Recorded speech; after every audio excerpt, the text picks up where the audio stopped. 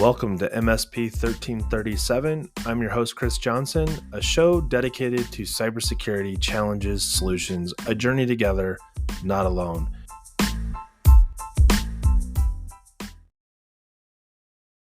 Spanish, for English, stay on the line. You're like, well, we were going to stay on the line anyways. When I worked at a call center, that was like we had a script where if somebody started speaking Spanish to you, you would just say, no hablo español, uno momento por favor. So I said that, and the guy's like, I don't know, that sounded like pretty good Spanish to me. He like called me You're out. I like, was like, but I that's all I just got, man. used That's all all of I my got. words, right? That's like when traveling to a foreign country, you should at least know the basics. I'm like, Yeah. I'm pretty sure if I cross my legs and point, they're going to know that I need a bathroom and I don't have to use any other words to describe the destination that I particularly need. And it's in their best interest to get me there as fast as possible. Exactly. Alrighty, welcome everybody to another episode of MSP 1337. I'm joined this week by Josh Hohbein of CentrexIT. Did I say your last name right? I'm not. It's okay. Was it close? Hohbein. No one gets. I Hohbein? mean, it's Okay. close. It's no one gets it the I was first like, time. So I think it's at the last second I looked at your name instead of having it already in my head, and I'm like, wait, Josh. It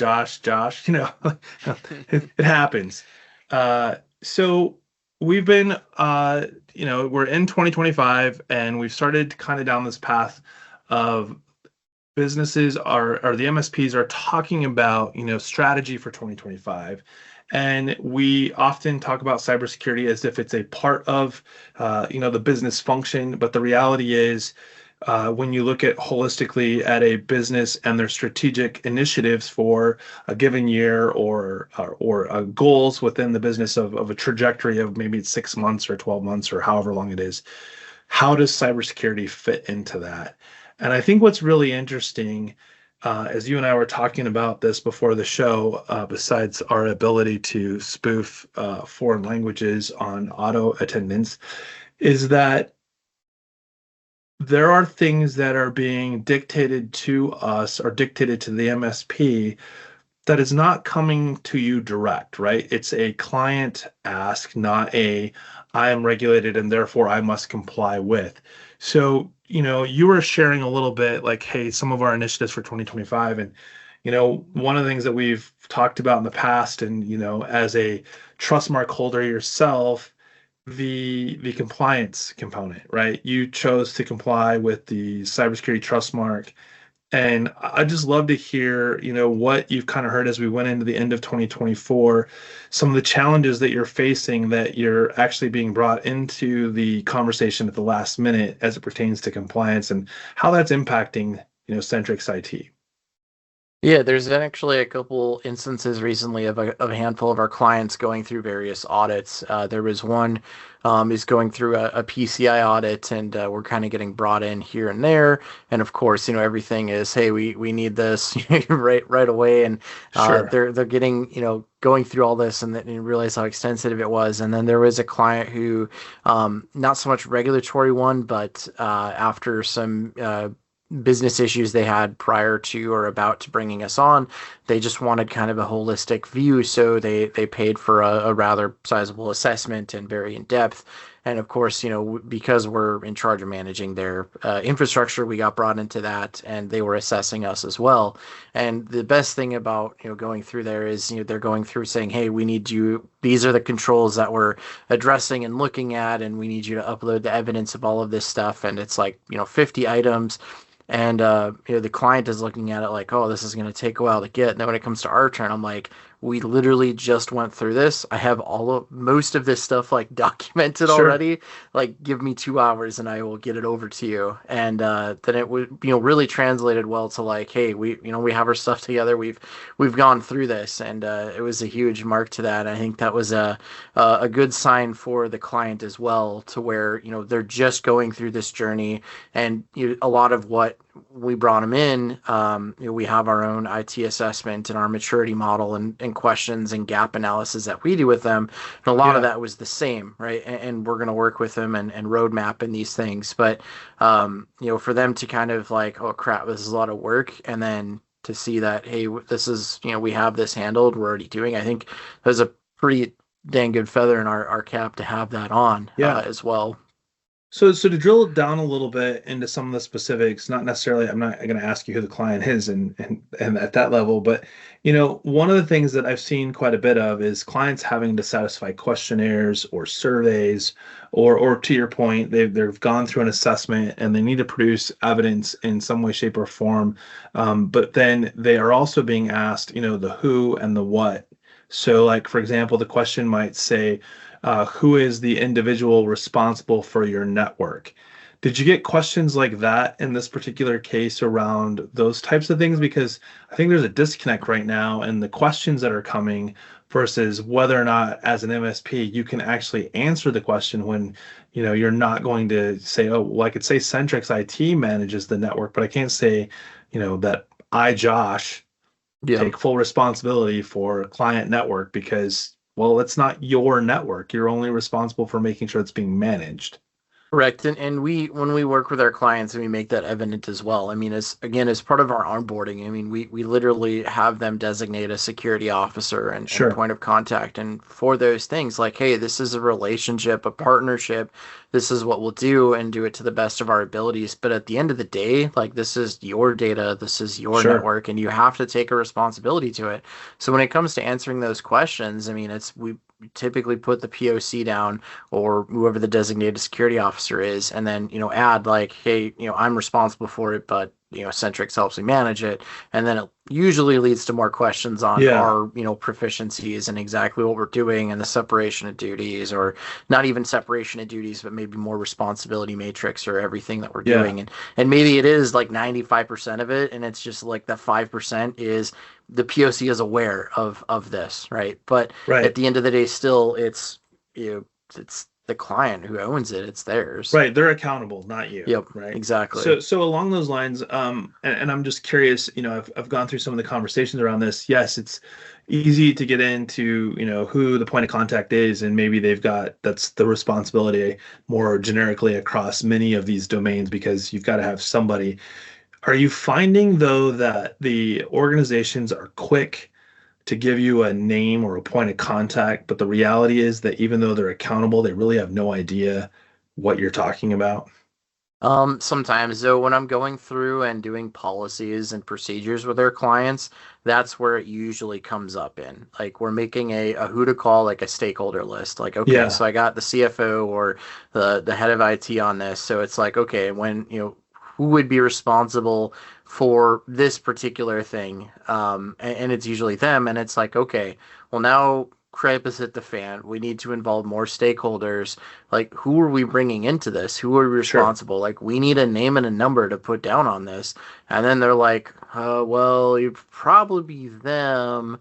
And then it's like, Right. okay, well, like, are we What gonna if let they're them not know? Or available? like, Yeah. so we could put them down on this, but like the other part of it is, not just implementing the policy, but then it's like, hey, we're gonna do a dry run of this. Like, we're gonna Yeah. test it. So like, we can't just write this down. We're gonna put it in action here, and that I think that's where that comes up most often. So with that in mind, you're making me think that maybe we're at a point where, as an industry, the MSP space that provides these services into different types across many different verticals, is there perhaps a an opportunity to create some sort of like description around, I've made you, client X, Acme Corporation. I need your who's accountable for your network. The ISP services Hmm. go down. What does that look like? The MSP, can tell that you no longer are connected to the internet. I've reached out to point of contact, but point of contact has, without some education or like, hey, burden of accountability here, who's your IS? If you were to ask this point of contact, do you have, Spectrum, or do you have AT&T? And they're like, for what? um, your internet that's down. Oh, I don't know. And then is that a reflection, of it hitting the fan that puts some burden on you, the MSP, or is that a lack of clarity and understanding with the client? I kind of feel like there's a mixed bag here that often gets overlooked. I'm just curious as what you're seeing. Yeah, I would think that's a little bit of both. And, when we're going through the policies, that's literally like we have network team and server team and application team. And some of our SMB is like it's the same person for every one of them, but at least having that understanding of it. And it's not just who do we call, it's okay, well, not only are we calling this, but we have like the ISP's number, the account number. Like, Yeah. again, these are all if we Letter of need, like, authorization yeah, kind of things. Yeah. like what's the code, things like that. So it's like, anything happens, we literally look at this piece of paper, and it doesn't matter who's in charge or whatever. Like, we Sure. know this is this is like the numbers and stuff to call. But I think it is a little bit of a joint responsibility because yes, it is on the client to know that, but they're not in the trenches. They're not doing this every day. They're not Right. thinking about those sort of things. So that's where it kind of falls onto your MSP, who, and really what we're seeing is way more of a technical and a cybersecurity advisor role, Sure. more so than a break fix, right? And bringing these and having these conversations with the clients, and creating them, because if you're not and something hits the fan, like, well, if your client already doesn't have that documentation, you don't have that documentation. Now it's taking longer for you guys to solve the problem and get them back up, and your client is suffering for it. And whatever KPIs, SLAs, service, you want to call, your techs are getting frustrated at a lack of documentation, and a lack of being able to fix the issue. And now the clients are, the end users are calling you guys more, and it's just not a good thing to have for for anyone. There's finger pointing, so it can all be solved by just writing down on a piece of paper. Sure. I just made up a new acronym. It's called the ARM acronym, which is Advisory Role Mapping. The I didn't need it to be an acronym. I just when I wrote it, it said ARM. So there you go, new acronym. See if it gets used on we could LinkedIn we could anytime soon. flex that arm. That's right. That's right. Yeah. Flex that arm. But I say it in that way, the advisory role mapping. I think that within most MSPs, there are unique areas of expertise that have to often get shared to the same point of contact or to several people. But if I was the point of contact for, Acme Corporation and my service provider goes down, do I understand from a how I can escalate to get support for something like that to make sure that I'm contacting in the right way to the right advisory role? Because let's be honest, like when I need support, my account rep might not be the best person to call on their cell phone to say, "Hey, I don't have internet services." And they're like, "Well, I'm playing golf." Yep. Right? Like, Yep. they're like, all right, you're fired. You're not my account rep anymore. I want a new one. And it's like, well, we only have one account rep, but you didn't call our support line. You didn't call, any of the ways in which you could have been put in touch with the right advisory person to give you direction on, hey, maybe it's best if you call the Spectrum or AT&T phone number, because maybe it's as simple as because you are the account holder, and they're like, hey, we can see that you're online. Well, that'd be a great information to know because then they could have shared that potentially, with you. So I feel like that the world that we're living in today has a lot better visibility or clarity around when things do happen. It's not this, vortex of like, have you tried turning it off and on again? Like there's Yep. just we know more information than we used to. So the next question I have is if I were to go back in time with Centrix IT to a year ago or a year ago plus, were you having these same conversations with your clients around compliance? I would say a year ago, yes, but we've done it more and we're more practice, so we know how to speak to them better, and how to I guess how to traverse them. I think better just with the experience, and not even the experience, the exposure that we've gotten to see as well.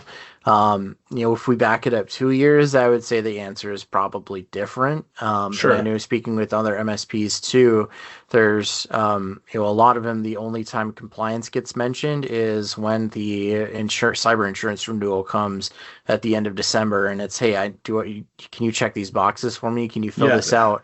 And Based on bad things that have yeah, happened yeah. over the last 12 months, we've uh, now added, 25 new questions that we don't know the answers to, but we're yep. hoping you do. And then, and even that too. it's like we shouldn't just be blindly answering those and renewing it. Like what is being covered? Like why are they asking these? And obviously we can answer it, but then going back and like is your cyber insurance, is your policy actually covering and helping you with what you need to do, and just kind of digging in a little more. We're having more and more of those conversations now because I mean there's two times to have them when it Yeah. before an incident happens, and Yeah. we can Yeah. we can at least even if no action is taken, we at least have the knowledge, right? We have an That hey, awareness. like we have an awareness that we either accepting this risk or we're choosing to do this, or hey, maybe we do need to change this out. Or when the incident happens and you find, oh, I thought I had insurance. Oh, I'm only covered for that amount, and oh crap, why didn't you tell me this? Yeah, isn't it pretty common anytime someone pays off their car that they drop the coverage to something less than full? And is what you've dropped it to a coverage that you're accepting as comfortable, or as just because it's less than full, you didn't ask any more questions? I almost fell into that trap. Like I had my car paid off. I'm like, oh yeah, I'm gonna save a bunch of money every month because I'm gonna switch to like liability insurance. And I'm looking at it, I'm like, but my car's paid off. Like the amount that I would save versus like keeping full coverage, and if anything happens, like my car's still good. Like, yeah, Not I to absolutely mention kept that full coverage. there's usually an in between like comprehensive that will handle Yep. things like I hit a deer, not another car, or a Hmm. tree fell on my car, and then if the car wasn't in your driveway at your house, well, then homeowners insurance doesn't cover you. And I think it's interesting. We will ask more questions still today around homeowners insurance, flood insurance, fire insurance. At the very least, we ask for those things to be included in our policies, right? But when it comes to cybersecurity, when was the last time you heard anybody say, does that cover for, PR, like reputation Yeah, management? Does it reputational cover? harm. Yeah. Yeah, like what's included in this? No, we often see the decision making being made around, that policy is really in my price range. That makes perfect sense to me. I'm gonna buy that one. Yep. And you're like, well, that's cool. So you need to use it. And what does it cover? Oh, it doesn't cover anything that I need it for. So awesome. I'm paying for something I can't use. Hmm. It's like buying a subscription to some sort of streaming entertainment, only to find that the show you do want to watch is not available through that streaming service. Yeah. Oh, calling you out, Hulu. Yeah, right. That's always And the one. Like, oh, I can watch this. I have Hulu. Oh, but you need Hulu Live with sports. I'm like, yeah, or come on. worse is it's the other ones where it's like you see it through like the Apple TV, and it's like, if you have, would you like to trial a Paramount Plus with Yep. Showtime? And you're like, wait, I gotta have like three things trialed to get to the one thing, and like where's it gonna show up? Mm, Like there's no like pop-up that says to call support and get the right streaming. It's yeah. we're all gonna go back to cable. I think it's inevitable.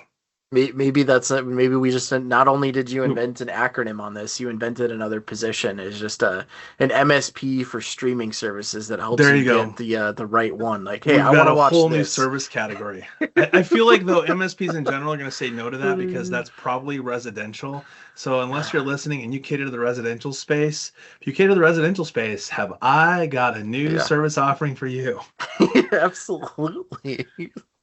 Someone's So got to you do that. you touched on something that I thought was really interesting in this sort of navigating compliance, and you'd mentioned one of your clients going through a PCI audit and the things that you did because of the experiences you had of building out your own documentation with the cybersecurity trust mark.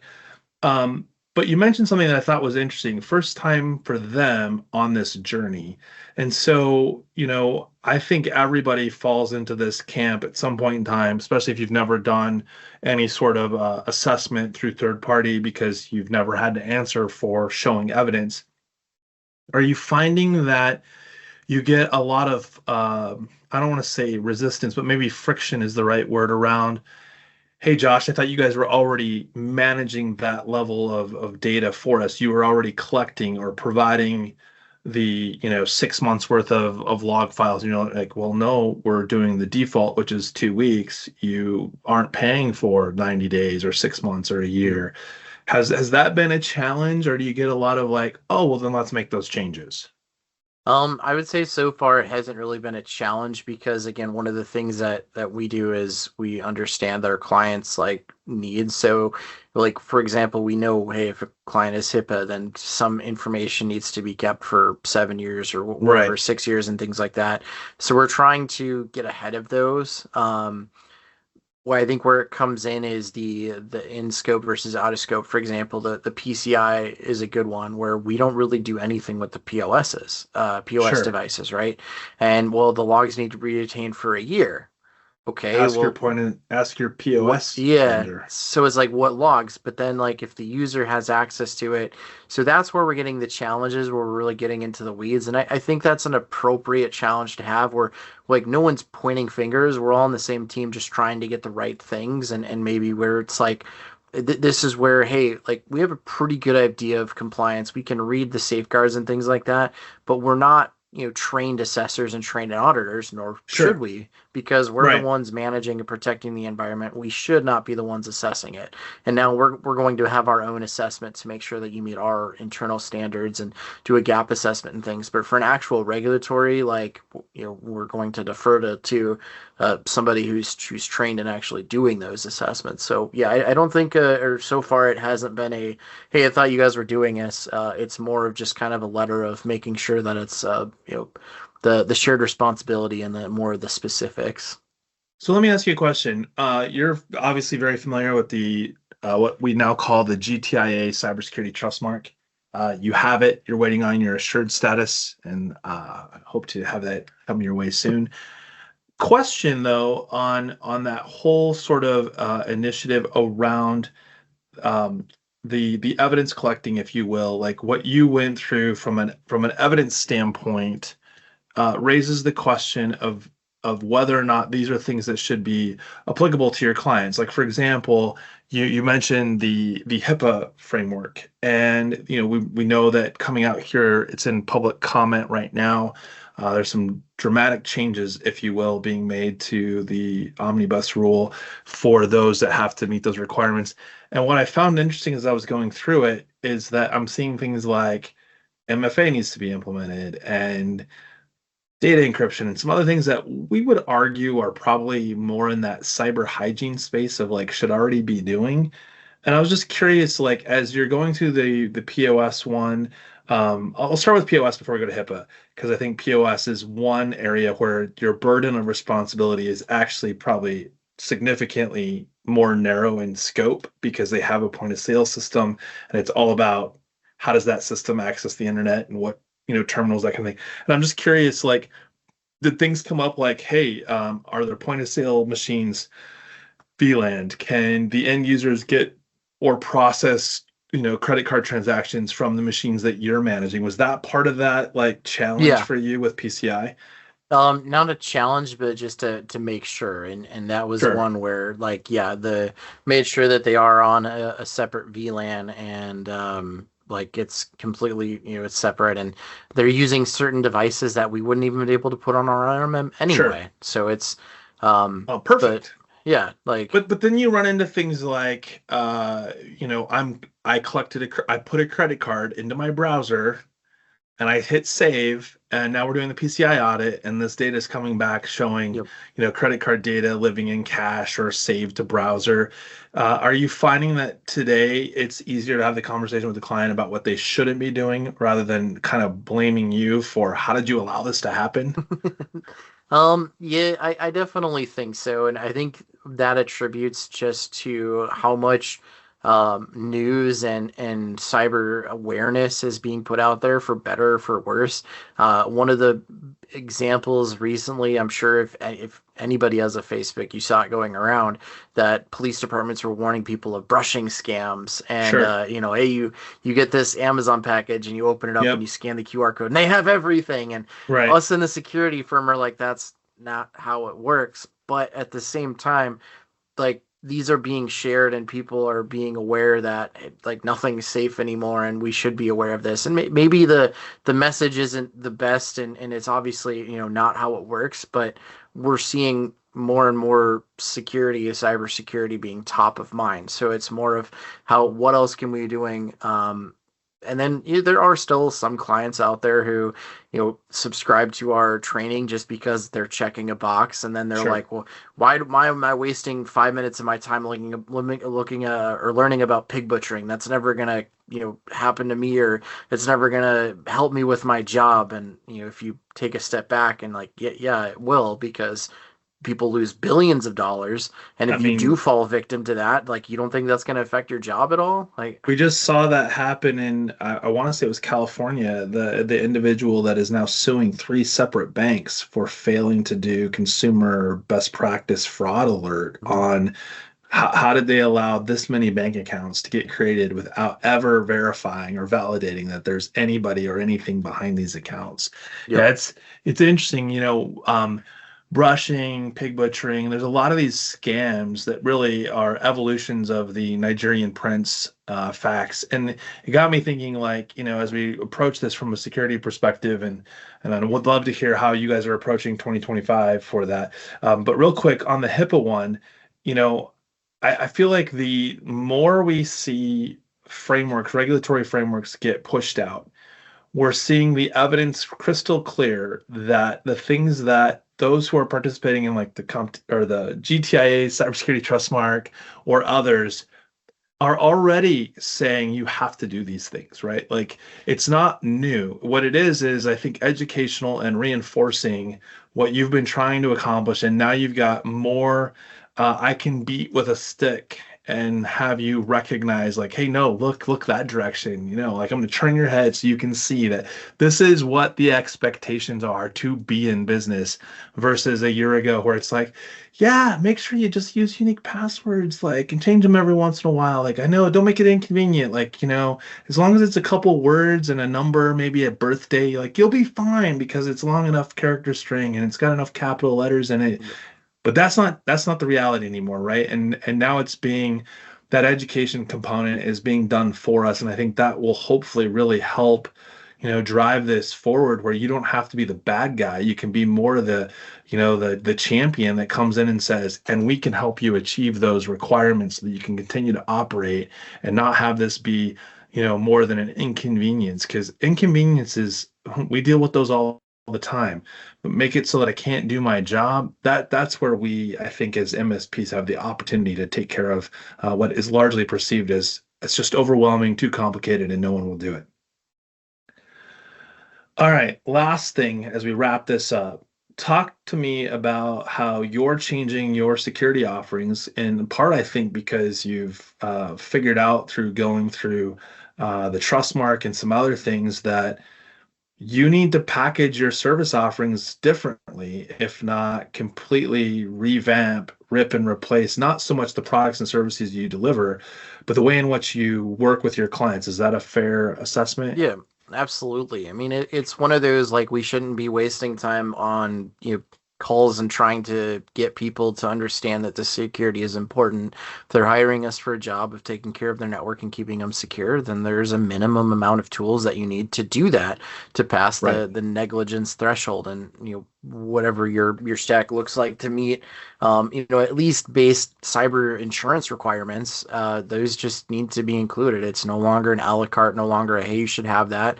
And it just leads to poor relationships. If Yeah. when a security incident happens, not if, when a security incident Yeah. happens, and you go and you're like, well, as part of the kappa, like, you could have had, our advanced monitoring and we would have caught it, but because you said no, like, too bad, so sad. Like, that just looks terrible. Like, it should Yeah. just be, hey, like, we got your back because And there's no you're hiring guarantee us to. either, right? Yep. That doesn't change, like just because you could have put those in Yep. place. So yeah, yeah, I like that approach. Do you think that you're getting into the space of recognizing that negligence and ignorance is no longer such a low bar where the expectation is that you're my MSP, you're going to provide some layer of security regardless of what Hmm. packages I quote choose. But now, if I understand you correctly, we're getting to a space where we can no longer. It's not so much their negligence as it is ignorance, right? Like they don't know the difference between Defender and needing to layer something on top of or in instead of because it doesn't meet for their business type, the industry that they're in, or just because the evolution of threat surface changes all the time. How do you stay up on it? Are you running in? Do you get the resistance? Like I would think that based on what you're telling me is two things are going to happen. One, you're saying that rather than having to put myself in a position of negotiating or separating out to get a price point of a package to the right threshold where they're like comfortable with the dollar sign, you're more focused on the clients who are like, I need these things, and you're like, well, in order to achieve that, that's what it looks like. Yep. And they're either going to say yes or no to that rather than yes, but. Yeah, no, that's 100% it. Is we're focused on selling solutions, and as part of that solution, it's you're going to have a good level of cyber maturity just off the bat, right? And we don't expect. I mean, again, that's why your clients are going to an MSP. They're not going to know the difference between the defender levels and if you need this or what SIM to use or what EDR to use. Just like they might even not even know those words, but Should they even they don't. care? Yeah, they have other things I mean, to like, worry please about, right? explain to me the acronym that is SIM so that I can make a Yep, better decision on the proposal you've put in front of me. exactly. It's hey, like when an incident happens, we need if we have the right logging, then we have the right evidence, so we can be sure that we've covered the root cause analysis and we're complying with frameworks. Like, and you're just gonna get that. So, last question, and this might come across as strange. Consider this this might be my today's first dumb question. Maybe not for me, but like it's so I keep thinking about this, and I think that the evolution of an MSP today is that I could provide services into a client that does not involve me putting in any tools at all whatsoever. I am just there to help guide and improve their decision-making process around the things that they need to protect their business. Is that fair? Yeah, I mean, to me, that would go to like a vCISO or a vCIO type service, and that can be something that is of value. Is you have somebody like an organization that might have an IT guy, like singular, or maybe Sure. one sysadmin and somebody helping him, but they not might not really understand the strategic or the road mapping, and or they just might be like putting fires out all day and Sure. not realizing what gaps and things. So just The trying horse with the to, blinders. yeah, exactly. So trying So to to let them so see do what you else see is out there. yourself so do you see, Centrex IT like as part of the evolution of because you've achieved the trust mark and other things that you've had to go through that were whether they were regulatory based or just even insurance questionnaires, where you see as an organization that you're providing more of the leadership and guidance and that the IT services are really becoming secondary? Because I would like to think that in 2025, the IT side of offering IT services is not a very complex model anymore because you either have the skill set internally and can do it and you Yep. have the resources to do it, or you're outsourcing to the resources and vendors that can help you achieve the same end goal without having to have the knowledge base. But when it comes to the first part, that leadership part, that's not something you can just outsource anymore, I don't think. No, and we're seeing that with our service offerings is we pretty much have like a full management or co-manage. Like you can hire us to do the IT, that's table stakes. MSPs most of the Sure. time do that. We obviously have an extremely competent service desk who are full of amazing people, but clients who they might have their own and they might do that, and that's where what they can't do is a lot of what we're doing from the cybersecurity. So maybe it's more outsourced security kind of SOC type stuff, but really Yeah. more around the strategic guidance and the leadership and the VCIO or vCISO type stuff. Yeah, so it's like you wrap it up with, and we offer IT services. Yeah, that's literally like the. But again, it's table stakes, right? Like Right. that's just something you would expect, and we're the differentiator for us is just our experiences and knowledge and helping you with the strategic side. And as a plus, we also Yeah. have a really kick-ass service desk. We make our own data cables. Check it Yep, out. Yeah. yep. All right, Uh, that's awesome. Well, Josh, I'm sure I'll be reaching out to you more. Definitely a good conversation. There's obviously going to be some things that we want to hear from you more in detail on your journey through the trust mark. For those of you listening, this has been an episode of MSP 1337. Thanks and have a great week.